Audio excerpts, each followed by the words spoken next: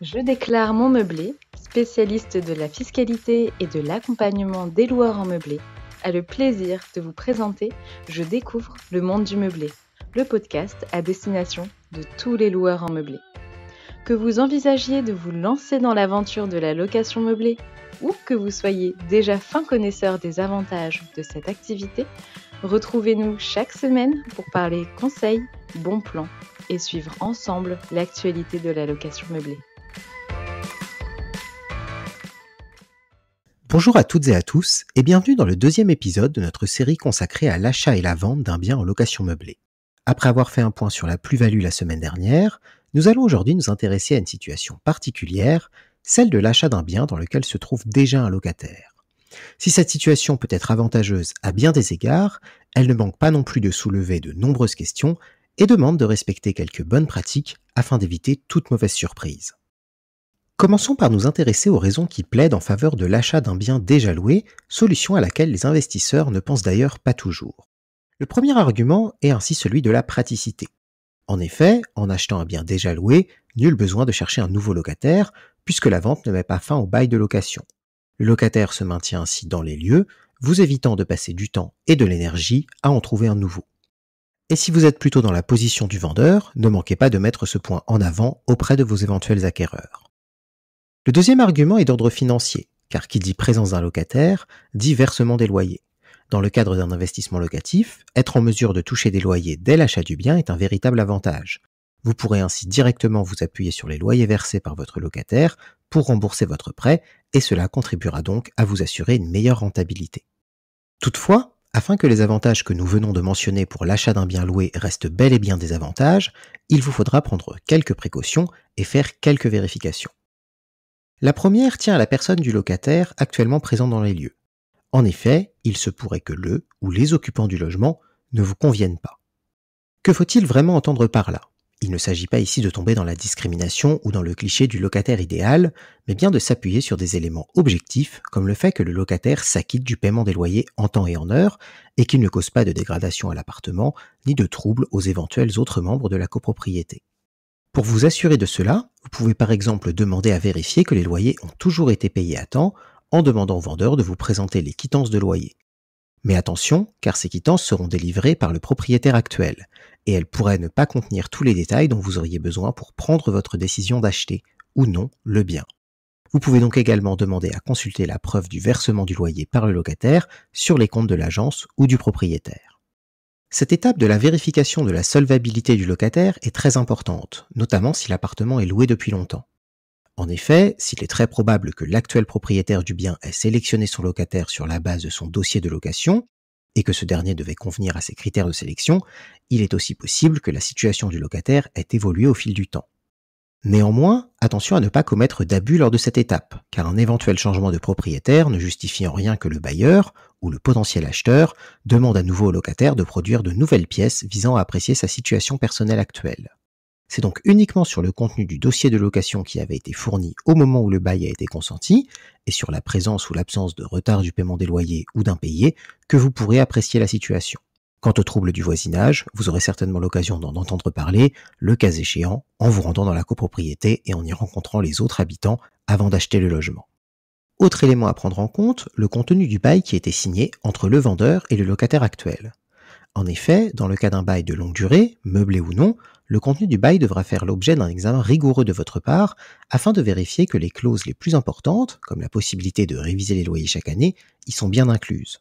Dans le cas où le contenu du bail ne vous conviendrait pas, vous pourrez bien évidemment procéder à sa modification à échéance une fois que vous serez devenu propriétaire du logement. Mais il faudra pour cela demander l'accord du locataire et le faire avec suffisamment d'avance. Ainsi, pour vous faciliter la tâche, vous pouvez tout aussi bien demander à l'actuel propriétaire de procéder lui-même aux modifications en accord avec le locataire. Pensez également à vous assurer que le bail signé entre l'actuel propriétaire et le locataire ne soit pas un bail code civil. Cela pourrait par exemple advenir si le propriétaire avait passé un contrat avec une société qui loge un de ses employés dans l'appartement. Non pas que ce type de bail ne soit pas avantageux dans certaines situations, mais il reste néanmoins très libre et vous devrez donc redoubler de vigilance quant à son contenu. En troisième lieu, ne négligez pas l'importance de la visite de l'appartement qui s'imposera avant toute signature. et vous devrez redoubler de vigilance à cette occasion en vous assurant du bon état général de l'appartement et donc que ce dernier ne nécessitera pas de travaux de rénovation qui pourraient se retrouver à votre charge dès que vous aurez acquis le logement, sauf, bien entendu, s'il s'agit de réparations locatives qui incombent au locataire. Et si certains travaux semblent s'imposer, ne manquez pas d'en faire évaluer le coût. Vous pourrez alors demander au vendeur de les faire réaliser avant que vous n'achetiez le bien, ou bien demander une adaptation du prix de vente en conséquence. Pour vous aider, vous pouvez demander que l'état des lieux d'entrée vous soit communiqué. Attention, cela sera uniquement à titre informatif, car là encore, vous ne pourrez établir un nouvel état des lieux sous prétexte d'un changement de propriétaire.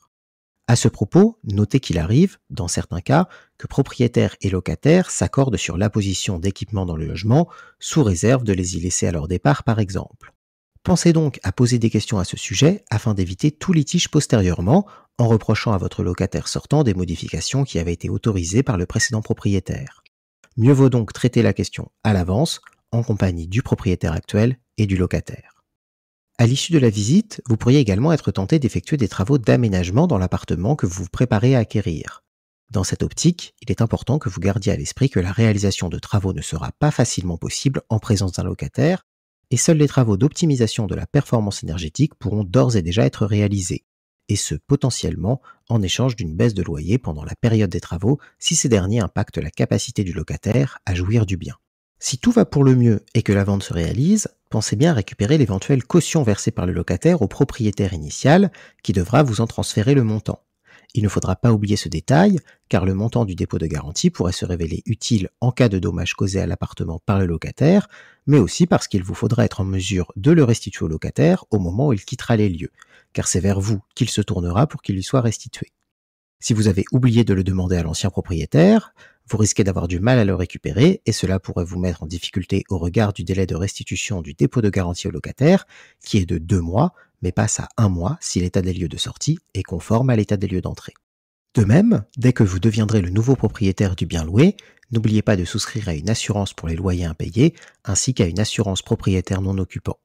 À ce titre, si vous choisissez de relever du régime réel pour l'imposition de vos revenus de location meublée, notez que le montant de cette assurance sera considéré comme déductible en tant que charge pour le calcul de votre imposition.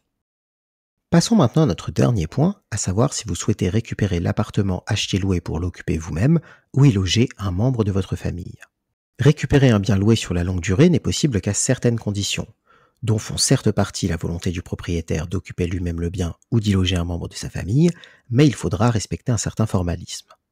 Il s'agira donc en premier lieu d'informer le locataire actuel de votre décision de mettre fin au bail en respectant un délai de préavis qui est de 6 mois avant l'expiration du bail en location vide et de 3 mois avant l'expiration du bail en location meublée. Il est donc plus simple de récupérer un logement loué meublé car le bail de longue durée est passé pour une durée d'1 an. Vous aurez donc cette possibilité tous les ans contre tous les 3 ans en location vide. Votre congé devra donc être adressé au locataire dans le respect de ce délai et vous devrez y faire figurer plusieurs informations comme les noms et adresses du bénéficiaire de la reprise, qui peut donc être vous-même ou un membre de votre famille. Bien évidemment, comme pour la plupart des échanges entre un propriétaire et son locataire, il vous faudra opter pour un mode de transmission du congé qui vous permettra de prouver la date de sa réception par le locataire, car le délai de préavis ne commence à courir qu'à partir de ce moment. Ainsi, utilisez un courrier recommandé avec accusé de réception ou faites délivrer le congé par un commissaire de justice. Si habitez vous-même dans le logement qui fait l'objet d'un contrat de location et d'ailleurs votre objectif initial, sachez que cette situation pourrait vous permettre de bénéficier d'une décote sur le prix de la vente. En effet, la présence d'un locataire peut constituer un frein pour vos projets personnels ainsi que ceux de nombreux autres acheteurs, ce qui peut pousser le propriétaire à revoir le prix de vente à la baisse pour tenir compte de cet obstacle. La négociation de cette décote se fera sur la base de plusieurs données, comme par exemple le fait de savoir si l'appartement est loué vide ou meublé. En effet, la décote est souvent plus importante pour un bien loué vide, car le bail de location a une durée plus longue, et donc le temps qu'il vous sera nécessaire d'attendre pour récupérer le bien sera aussi plus long. Dans le même sens, le temps restant sur le bail jouera bien évidemment un rôle important. Un autre point qu'il sera nécessaire de prendre en considération est la question de savoir si le locataire fait partie d'une catégorie de locataires protégés. Ce sera par exemple le cas des locataires de plus de 65 ans et dont les revenus sont inférieurs à un certain montant. Dans ce cas, récupérer le bien pour vous-même sera plus difficile, sauf si vous êtes vous-même dans une situation similaire. En principe, le montant de la décote peut aller de 5 à 20, voire 25% en fonction de la situation. Et même si cela n'est pas garanti, Vous ne perdrez rien à faire valoir ces éléments lors de la négociation du prix avec le vendeur. Vous savez maintenant tout des spécificités liées à l'achat d'un appartement faisant l'objet d'un contrat de location et des points d'attention que vous devrez garder à l'esprit en fonction de votre projet personnel.